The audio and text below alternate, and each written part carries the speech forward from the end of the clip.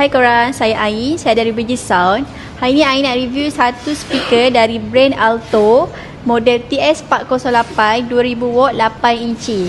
Speaker ni dia ada function Bluetooth untuk ke handphone, juga boleh Bluetooth ke speaker tanpa kabel, dan dia juga ada function apps control yang mana korang boleh download lah dia punya apps.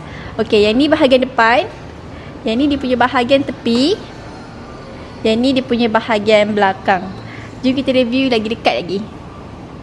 Okay, korang tengok kat sini. Yang ni dia punya input. Yang ni pilihan untuk line atau mic. Yang ni dia punya mix output lah.